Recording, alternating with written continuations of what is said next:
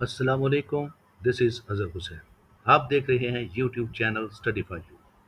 अगर अच्छा लगे तो वीडियो को ज़रूर लाइक करें और अपने दोस्तों के साथ शेयर करें, और अगर चैनल पे न्यू हैं तो सब्सक्राइब भी करें, नोटिफिकेशंस को ऑन करें ताकि हर न्यू वीडियो का नोटिफिकेशन आप तक पहुंच सके। अब चलते हैं, अपने लेक्चर का आगाज़ करते हैं और देखते हैं कि आज हम क्या पढ़ने वाले हैं। डियर स्टूडेंट्स, आज हम बैटल ऑफ प्लेसी जो 1757 में हुई उसको डिस्कस करेंगे। इस लेक्चर में हम बैटल ऑफ प्लेसी के काजेज, रिजल्ट्स और नवाब सिराजुद्दौला की डिफीट का जायज़ा लेंगे। ये 3 पॉइंट हमारे डिस्कशन में रहेंगे जो कि बहुत ही इम्पोर्टेंट हैं। बैटल ऑफ प्लेसी के काजेज, रिजल्ट्स और नवाब सिराजुद्दौला की डिफीट की वजूहात। ये 3 पॉइंट बड़े इम्पोर्टेंट हैं। बैटल ऑफ प्लेसी में जब भी बात होगी तो ये 3 का क्वेश्चन आता है।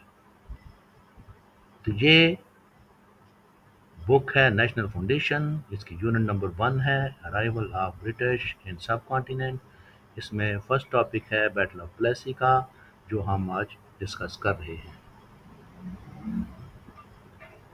लेक्चर को बाकायदा स्टार्ट करने से पहले हम एक और चीज़ देखेंगे। वो क्या है ये जानते हैं नेक्स्ट। प्यारे बच्चों, लेक्चर शुरू करने से पहले हम इसका सीक्वेंस देख लेते हैं कि किस सीक्वेंस के साथ हम इसको डिस्कस करेंगे। तो नंबर 1 पे आ जाता है जी आउटकम्स के। इस लेक्चर के आउटकम्स क्या होंगे, आपको क्या फ़ायदा होगा। फिर आ जाता है प्लेसी का महल वकूअ या जियोग्राफी। फिर जंग का बैकग्राउंड कि उसका बैकग्राउंड क्या था। फिर आ जाता है मेन कंटेंडर्स के मेन प्लेयर कौन थे इस जंग के। मेन प्लेयर्स के बाद हम देखेंगे कि इसके मेन काजेज़ क्या थे। मेन काजेज़ के बाद हम देखेंगे कि उसके रिज़ल्ट्स क्या थे। रिज़ल्ट्स के बाद हम जानेंगे कि नवाब सिराजुद्दौला की डिफ़ीट में कौन-कौन से जो अवामिल थे उन्होंने किरदार किरदार अदा किया, कौन-सी वजूहात थीं। उसके बाद हम कंक्लूसिव रिमार्क्स पढ़ेंगे। उसके बाद कंक्लूसिव रिमार्क्स को डिस्कस करेंगे और फिर आपको अल्लाह हाफ़िज़ कहेंगे। चलते हैं, आगाज़ करते हैं बाकायदा लेक्चर का और जानते हैं what will the outcome of this lecture for you. प्यारे बच्चों, लेक्चर के बाद आपको ये फ़ायदा होगा कि आप बैटल ऑफ प्लेसी, उसके रीज़न्स, रिज़ल्ट्स और नवाब सिराजुद्दौला की जो डिफ़ीट है उसको अपने अल्फाज में बयान कर सकेंगे और आप इस काबिल हो जाएंगे कि आप बयान कर सकें। और अगर आपका कोई सवाल हो, कोई क्वेश्चन हो लेक्चर सुनकर, तो आप कमेंट सेक्शन को यूज़ करते हुए उसमें अपना क्वेश्चन पूछ सकते हैं। I will try my best to answer each and every question from you.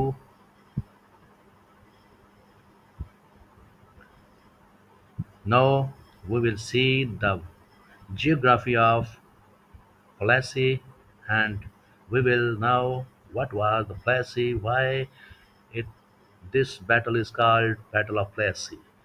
Let's move to ahead. The Battle of Plassey was fought in a village named Plassey in West Bengal. जो waste Bengal था वहाँ पे एक गांव था छोटा सा जिसका नाम था प्लेसी। वहाँ पे ये जंग लड़ी गई जिसकी वजह से इसको ये नाम दिया गया। तो ये हो गई इसकी वजह तस्मिया कि इसको ये नाम क्यों दिया गया। ये आपको समझ आ गई हो तो एक क्वेश्चन आपके लिए, do you know it was a battle that change the course of Indian history, is it right और रॉन्ग। इसका आंसर कीजिए कमेंट सेक्शन में। आगे देखते हैं कि ये जो देहात था, ये गांव था, ये कलकत्ता से कितनी दूर था और किस तरफ था। ये देखें स्क्रीन पे आपको ब्लिंक करते हुए 2 सर्कल नज़र आ रहे हैं, एक प्लेसी पे, एक कलकत्ता पे, और दोनों के दरमियान एक ब्लैक एरो है। ये शो कर रहा है कि ये جو گاؤں تھا مرشدآباد کے زیادہ قریب تھا، کلکتہ سے دور تھا، لیکن کلکتہ کے نارتھ پہ 100 مائلز کے فاصلے پر یہ گاؤں واقع تھا۔ اس گاؤں کے نام پر جو ہے بیٹل آف پلیسی کا نام ہے، کیونکہ وہ جنگ یہاں پر لڑی گئی۔ اب آگے ہم دیکھیں گے کہ اس کے مین کنٹینڈرز کون تھے، کن کن کے درمیان یہ جنگ ہوئی، وہ مین پارز کون کون سی تھیں جنہوں نے یہ جنگ لڑی، اور کون کون ان کے سردار تھے یا ان کے چیف تھے۔ تو آپ دیکھ رہے ہیں لیفٹ سائڈ پہ ایک بڑا ہی خوبصورت قسم کا نوجوان مونچھوں والا، جو شکل سے ہی نواب لگ رہے ہیں، ان کو نواب سراج الدولہ کہتے تھے۔ یہ نواب آف بنگال تھے اور 1756 میں یہ نواب آف بنگال بنے تھے۔ دوسری طرف ریڈ کلر میں رابرٹ کلائیو، جو کہ ایسٹ انڈیا کمپنی کے ملٹری کمانڈر تھے، جو لیڈ کر رہے تھے اپنی فورسز کو، وہ ہیں، یہ ہو گئے دونوں مین کنٹینڈرز اس جنگ کے یا بیٹل آف پلیسی کے مین کنٹینڈرز، نواب آف بنگال اور ایسٹ انڈیا کمپنی، اور ان کے جو ہیڈ تھے نواب آف بنگال تھے نواب سراج الدولہ، اور ایسٹ انڈیا کمپنی کی طرف سے جو ملٹری کمانڈر تھے وہ تھے رابرٹ کلائیو۔ اب آگے بڑھتے ہیں اور دیکھتے ہیں کہ بیک گراؤنڈ میں اس کا کیا چل رہا تھا، کون کون سے ایونٹ ہو رہے تھے جن کی وجہ سے یہ جو ایسکلیشن ہے جنگ کی ہو رہی تھی، یا جنگ کی طرف بڑھا جا رہا تھا دونوں فریقین کی طرف سے۔ تو بیک گراؤنڈ جاننے سے پہلے ہمیں کچھ چیزوں کا علم ہونا ضروری ہے، جو میں آپ کو اگلی سلائیڈ میں بتاؤں گا۔ پیچھے ہم نے پڑھا ہے پلیسی کا وجہ تسمیہ، یعنی کہ اس کا نام، پھر اس کا مقام کہاں پہ لڑی گئی، اور اس کے جو مین کنٹینڈرز تھے، یہ 3 باتیں ہم پڑھ کے آ چکے ہیں۔ اب اس کے آگے ہم بیک گراؤنڈ پڑھیں گے، لیکن بیک گراؤنڈ میں جانے سے پہلے یہ کچھ معلومات جو آپ کے لیے ضروری ہے وہ آپ کو ہونی چاہیے کہ یہاں پہ صرف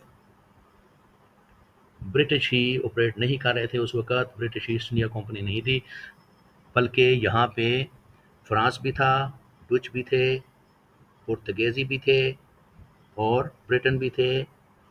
یہ 4-5 فرینچ جو یورپین نیشنز ہیں وہ یہاں پہ آپریٹ کر رہی تھیں اپنے اپنے سفیر کے اندر، اور سب کا مقصد ایک ہی تھا، ٹریڈ۔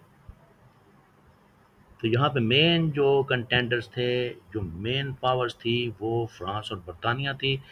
ایک فرانس کی ایسٹ انڈیا کمپنی تھی، ایک برطانیہ کی ایسٹ انڈیا کمپنی تھی۔ فرانس کی ایسٹ انڈیا کمپنی جو ہے وہ کرناٹکا کے اندر تھی، جس کو تامل ناڈو والی سائڈ پہ، اور برٹن جو تھے وہ بنگال میں آ کے سیٹل ہوئے تھے کلکتہ کے اندر۔ انہوں نے اپنی وہ جو ہیڈ آفس ہے وہ بنایا ہوا تھا۔ تو یہ یہاں تک آپ کو پتہ چل گیا کہ 2 مین پاورز یہاں پہ موجود تھیں انڈیا کے اندر، ایک فرانس اور ایک برٹن، گریٹ برٹن اور فرانس۔ آگے بڑھتے ہیں اور دیکھتے ہیں کہ ان کے اندر جو پاور سٹرگل، جو پاور ٹسل تھی، وہ کیا چل رہی تھی، کیا ہو رہا تھا، کیا واقعات یہاں پہ رونما ہو رہے تھے، اور یہ 7 ایئر وارز کا کیا چکر تھا، یہ ساری باتیں ہم ابھی جانتے ہیں۔ In India, the conflict between the French and British was known as the Third Karnataka War. It began in 1756 and continued until 1763. Power struggle یہ چل رہی تھی کہ برطانیہ جو ہے وہ فرانس کو یہاں سے نکالنا چاہتا تھا، اور فرانس اپنی ہیجمنی یہاں پہ قائم کرنا چاہتا تھا۔ تو دونوں کے درمیان یہ پاور کی گیم چل رہی تھی، پاور حاصل کرنے کی سٹرگل چل رہی تھی، جس کے نتیجے میں 7 سال جنگیں ہوئیں۔ 3 جنگیں اس میں آتی ہیں بڑی مشہور، اور اس میں سب سے امپورٹنٹ جو ہم پڑھیں گے، باقی کو دو کو ہم ڈسکس نہیں کریں گے، تیسری کو کریں گے جو 1760 میں لڑی گئی۔ اس میں دیکھیں گے کہ کس کو ڈیفیٹ ہوئی اور اس کے ریزلٹس کیا ہوئے۔ تو کرناٹکا وار جو تھیں 7 سال کی، یہ محیط 7 سال پر محیط تھیں جنگیں 3، اور 1756 سے لے کر 1763 میں لڑی گئیں، اور یہ کرناٹکا جو علاقہ ہے یہ آپ کا ساؤتھ انڈین بنتا ہے، ساؤتھ انڈیا جو کہ تامل ناڈو وغیرہ اور یہ مدراس چنائی وغیرہ سارے جو سٹی تھے وہاں پہ یہ فرینچ کا قبضہ تھا، جبکہ اوپر کلکتہ کی طرف بنگال میں موجود تھی اس وقت کی ایسٹ انڈیا کمپنی برطانیہ کی۔ تو دوستو 1756 میں نواب سراج الدولہ جو ہیں وہ بن جاتے ہیں نواب آف بنگال۔ جب وہ نواب بنتے ہیں تو دیکھتے ہیں کہ کمپنی جو ہے یہ ایسٹ انڈیا کمپنی یہ بہت ہی جو انلیگل کام ہے وہ کر رہی ہے، کبھی ٹیکس دیتی ہے کبھی نہیں دیتی، کبھی جناب اپنے وہ کچھ کرتے ہیں کبھی کچھ کرتے ہیں اپنی پاور گین کرنے کے لیے، اور ڈفرینٹ قسم کی ڈیمانڈز پیش کرتے ہیں نواب کو، نواب ان کو ریجیکٹ کرتا ہے، اور نواب آف بنگال جو ہے وہ اس کا جھکاؤ ہو جاتا ہے فرانس کی طرف، اور فرینچ پاور کو وہ فیسیلیٹیٹ کرتا ہے ٹریڈ میں بھی اور دوسرے میٹرز میں بھی، لیکن یہ جو ہے برطانوی جو اس وقت ایسٹ انڈیا کمپنی ہوتی ہے اس کو اتنی امپورٹنس نہیں دیتا نواب آف بنگال، جس کی وجہ سے یہ کمپنی جو ہے وہ ٹینشن میں آ جاتی ہے اور نواب کے خلاف ہو جاتی ہے۔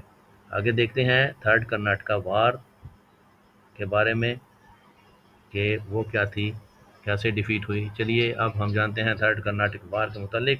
دوستو یہ جنگ بہت ہی امپورٹنٹ ہے کیونکہ اس میں فرانس کو شکست ہوئی، اور یہ جنگ 1760 میں لڑی گئی اور فرینچ شکست کھا گئے، جس سے برٹشرز یہاں پہ اور مضبوط ہوئے اور انہوں نے مزید طاقت حاصل کرنی سٹارٹ کر دی، اور فائنلی انہوں نے 1764 میں بیٹل آف بکسر میں فتح حاصل کر کے پورے کا پورا جو ریجن تھا وہ اپنے قبضے میں کر لیا۔ اس کا نہ صرف اب وہ بزنس تک محدود تھے بلکہ پولیٹیکل اور ایڈمنسٹریٹو کنٹرول بھی اب ان کے پاس تھا۔ تو ہم جانتے ہیں کہ نواب کا جھکاؤ جب فرینچ کی طرف تھا تو فرینچ کی ہار نے ایک جو نواب کے بڑے امپورٹنٹ پاورفل الائی تھے ان کو نیوٹرلائز کر دیا۔ اب نواب صاحب جو تھے بنگال کے وہ رہ گئے تھے اکیلے۔ تو واپس ہم 1760 سے واپس آتے ہیں 1757 میں، اور دیکھتے ہیں کہ اس وقت برٹش ایسٹ انڈیا کمپنی کیا کر رہی تھی یہاں پہ۔ اس وقت جناب یہ جو ایسٹ انڈیا کمپنی ہے یہ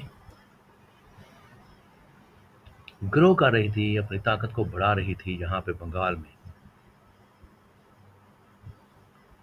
اور جیسا کہ ہم نے پہلے بات کی تھی کہ انہوں نے پرمیشن مانگی تھی نواب سراج الدولہ سے اپنے قلعے بنانے کی کہ ہمیں آپ اپنا جو ہے نا وہ قلعہ بنانے دیں تاکہ ہم اپنے آپ کو سیف کر سکیں، لیکن اس کے جواب میں نواب سراج الدولہ نے انکار کر دیا تھا۔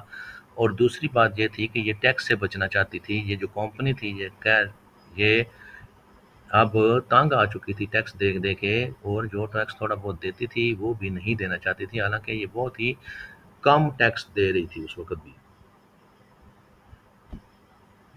جتنا ہونا چاہیے تھا اس سے بہت ہی کم یہ ٹیکس کے اوپر ان کو یہاں پہ رکھا ہوا تھا نوابوں نے، نواب آف بنگال، اور جو ہماری اس وقت مسلمانوں کی مغل امپائر تھی اس نے۔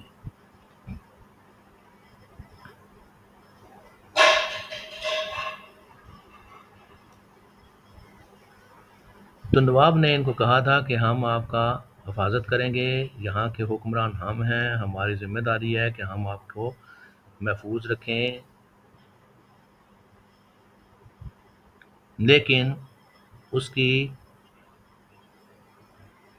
پرمیشن نہ ہونے کے باوجود جب نواب نے دیکھا کہ یہ تو قلعے بنانا سٹارٹ کر دیے انہوں نے، اور جو پرانے قلعے ہیں ان کو مضبوط کر رہے ہیں، تو پھر نواب کو یہاں پہ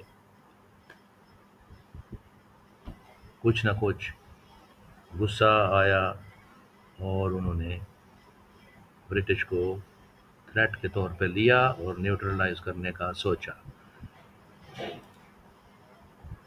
برٹش نے اپنی جو فورٹیفیکیشن تھی فورٹ ولیم کی کلکتہ کے اندر وہ without any permission of Nawab Siraj ud-Daulah start کر دی تھی، جس کی وجہ سے نواب نے اس سارے عمل کو اپنے لیے ایک تھریٹ سمجھا، اور تھریٹ کو نیوٹرلائز کرنا ہر حکمران پر فرض ہوتا ہے۔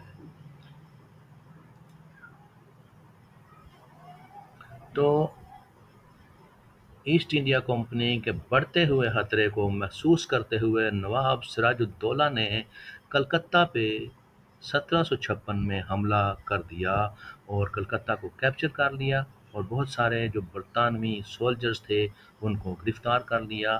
کہا جاتا ہے کہ وہ تقریباً 146 برٹش سولجرز تھے یا پرزنر تھے جن کو نواب نے کیپچر کیا تھا، اور ان کو ایک ایسی جگہ پہ رکھا تھا جہاں پہ رکھنے سے رات کو سانس بند ہونے کی وجہ سے ان میں سے کچھ قیدی جو تھے وہ وفات پا گئے، ان کی ڈیتھ ہوئی، تو اس وجہ سے ان کو ایک نام دیا گیا۔ وہ نام ہم آگے دیکھتے ہیں کہ وہ کیا تھا، وہ کیسے رونما ہوا واقعہ، یہ ساری دیکھتے ہیں۔ تو اس کا نام تھا black hole of Calcutta. Black hole of Calcutta was an event that was happened when Nawab of Bengal put the British prisoners in a place where was no air, you can say the airless small room was there where was the Britishers were imprisoned 146 men،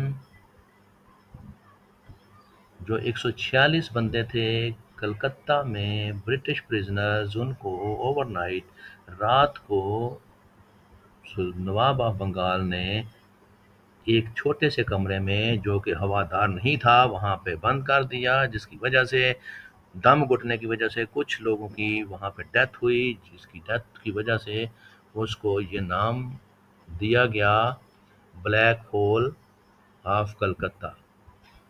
تو یہ history میں اسی نام سے جانا جاتا ہے event پورے کا پورا۔ اس بلیک ہول ایونٹ نے اور شکست جو ہوئی تھی برٹش ایسٹ انڈیا کمپنی کو، ان دونوں نے مل ملا کر، جو برٹش ایسٹ انڈیا کمپنی ہے، مل ملا کر اس کو تل ملا کر رکھ دیا، اور انہوں نے یہ فیصلہ کر لیا کہ اب ہم نواب سے اس کا بدلہ لیں گے، اور بدلہ لینے کے لیے انہوں نے ایک کانسپیریسی جو ہے وہ پلاٹ کی۔ وہ آگے دیکھتے ہیں کس کے ساتھ کی، کون تھے وہ لوگ جن کے ساتھ یہ ساز باز کی گئی۔ نواب کی اپنی حکومت کے کچھ افسرز نواب سے کچھ وجوہات کی بنا پر ناراض تھے اور نواب کو مار کے خود نواب بن جانا چاہتے تھے۔ ان میں سر فہرست نام تھا میر جعفر کا۔ میر جعفر جو ایک ہسٹری ہے غداری کی۔ تو یہ جو برٹش کمانڈر تھے اس وقت کے، انہوں نے میر جعفر کی جو ایسپائریشنز تھی ان کو بھانپ لیا، اور بھانپتے ہوئے ان کے ساتھ ساز باز کی اور سیکرٹ ڈیل کی، اور ان کے ساتھ وعدہ کیا کہ اگر وہ ہمارے خلاف نہ لڑے تو ہم اس کو جیت کر پاور میں لے آئیں گے۔ تو اس پر وہ راضی ہو گئے اور دونوں میں معاملات طے پا گئے۔ معاملات کو میر جعفر کے ساتھ طے پانے کے بعد، شاید یوں کہہ لیں میر جعفر کے ضمیر کو خریدنے کے بعد، کمپنی میں اپنی فوج جس کا کمانڈر رابرٹ کلائیو تھا، اس نے نواب پہ پلیسی کے مقام پہ حملہ کر دیا۔ British forces led by Robert Clive came back with a stronger army and a plan to defeat Nawab Siraj ud-Dowlah۔ پچھلی ہم جو گفتگو تھی اس میں یہ جان چکے کہ پہلے ہم یہ جنگ کا بیک گراؤنڈ، اور اب ہم دیکھیں گے کہ اس کی جنگ کی وجوہات کیا تھی۔ پہلے جو ہم نے ڈسکس کیا، جو کچھ جانا، وہ تھی اس کا بیک گراؤنڈ کہ کیا بیک گراؤنڈ تھا جس کی وجہ سے یہ جنگ انیویٹیبل ہوئی یا ناگزیر ہو چکی تھی. تو اب ہم ڈسکس کریں گے اس کے کازز. تو اس میں برٹش انٹرسٹ جو ہے وہ سر فہرست آ جاتا ہے.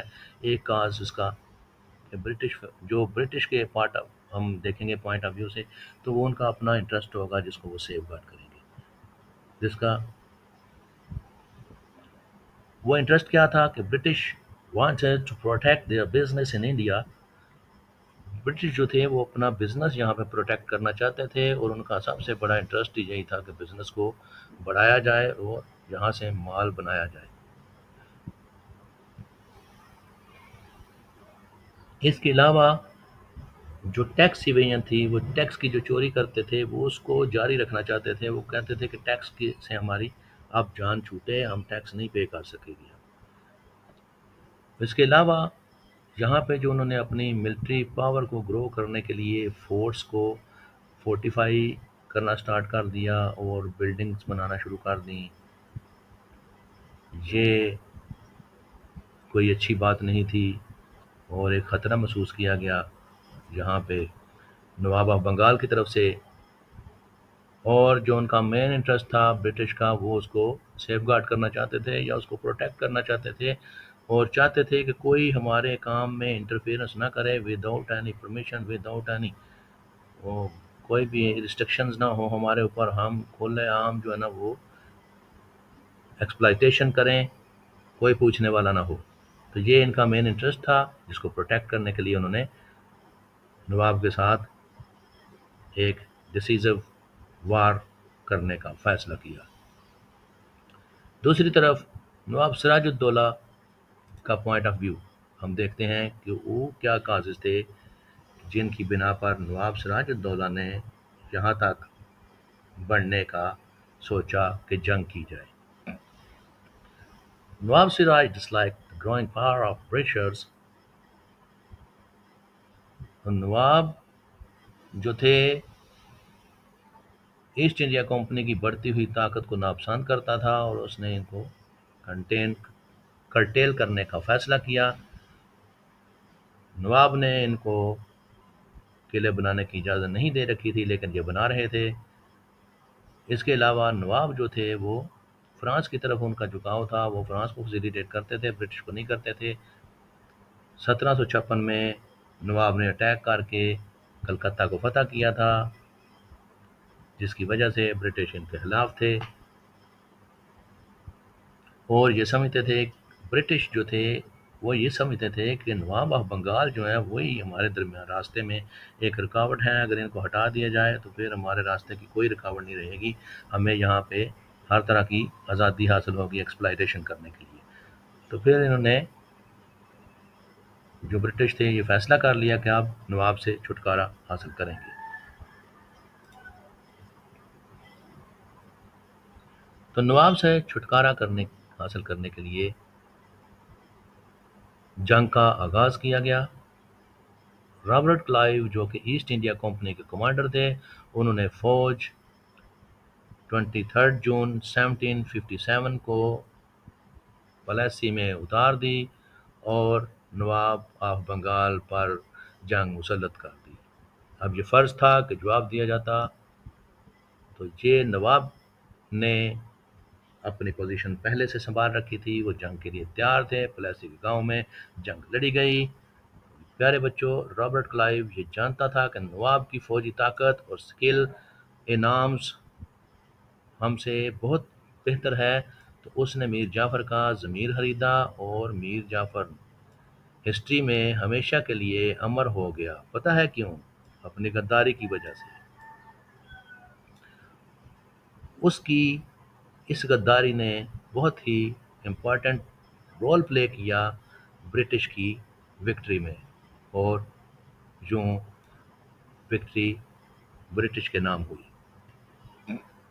لیکن نواب یہ جو تھا میر جعفر، یہ ہمیشہ تاریخ میں ایک غدار کے طور پر جانا جائے گا. ایک سمبولزم یہ بن چکا ہے غداری کا. بیٹل فیلڈز کے اندر جو سچویشن ہوئی وہ ہم اب اس کا جائزہ لیں گے کہ کیسے یہ جنگ ڈیولپ ہوئی اور کیسے ڈیفیٹ ہوئی۔ جب جنگ ہو رہی تھی تو تیز بارش سٹارٹ ہو گئی، جس کی وجہ سے نواب کی فوج کا اسلحہ گیلا ہو گیا اور ڈیمپ ہو گیا، اور وہ ناکارہ ہونے کی وجہ سے اب جنگ جاری نہیں رکھ سکتے تھے۔ لیکن دوسری طرف کیا ہوا کہ جو رابرٹ کلائیو تھا وہ اپنا اسلحہ رین سے یا پانی سے بچانے میں کامیاب ہو گیا، اور اس نے مسلسل تنگ کیے رکھا نواب کو۔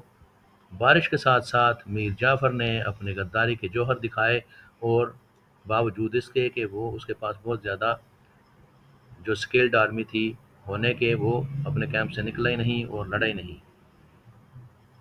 اور لڑے بغیر ہی اس نے ان کا ساتھ دے دیا۔ ہم کہہ سکتے ہیں کہ دو مین وجوہات تھیں نواب کے جنگ ہارنے کی۔ نمبر ون، ایک تو رین تھی جس نے اسلحہ گیلا کر دیا، دوسرا ٹریچری آف میر جعفر، اور یہ مین وجہ تھی ٹریچری آف میر جعفر کی جو غداری تھی، یہ سب سے بڑی وجہ تھی جو نواب کو ہرانے کی۔ اب برٹش جنگ جیت چکے تھے اور اس پورے ریجن میں اکلوتی پاور تھی ایسٹ انڈیا کمپنی۔ میر جعفر کو بدلے میں اس کی غداری کے نتیجے میں اس کے صلے میں میر جعفر کو بنا دیا گیا یہاں کا نواب آف بنگال، اور نواب بننے کے بعد اس نے یہاں پہ سپورٹ کیا برٹش کو، لیکن کچھ عرصے بعد انہوں نے ان سے بھی چھٹکارا حاصل کر لیا۔ جنگ کا کیا نتیجہ نکلا یہ ہم ابھی ڈسکس کریں گے۔ جنگ کا نتیجہ جو نکلا وہ ڈسکس کریں گے۔ اس میں ہم دیکھتے ہیں کہ اس جنگ کے نتیجے میں کمپنی کو مال و دولت ملا، جس سے اس نے اپنی ملٹری کو بہت زیادہ پاورفل بنایا اور اسٹرانگ کیا، تاکہ نیکسٹ بھی ہم کچھ نہ کچھ یہاں پہ کنٹرول حاصل کریں۔ ملٹری پاور کے ساتھ ساتھ برٹش نے کچھ نہ کچھ پولیٹیکل کنٹرول بھی یہاں پہ حاصل کر لیا۔ اس جنگ کے نتیجے میں اب کمپنی کا role as a political player start ہوا۔ بنگال میں East India Company became very powerful and prepared for another battle that is known as Battle of Buxar۔ تو بیٹل آف بکسر بھی یہاں پہ لڑی گئی جو بہت ہی امپورٹنٹ تھی، اس کو ہم دوسرے لیکچر میں کور کریں گے۔ اب ہم دیکھیں گے کہ اس کے کنکلوزیو ریمارکس کیا ہیں۔ بیٹل آف بکسر کے لیے آپ نے ہمارا دوسرا لیکچر ضرور دیکھنا ہے، وہ اس کو ملا کے پھر ہم دونوں لیکچر کٹھے جب آپ کو دیکھیں گے تو پھر آپ کو بہت زیادہ ان کی سمجھ آئے گی کہ 1764 میں کیسے یہ سول پاور ریپرزنٹیٹیو بنے یہاں کے، اور ایڈمنسٹریٹو اور پولیٹیکل کنٹرول حاصل کیا برٹش ایسٹ انڈیا کمپنی نے۔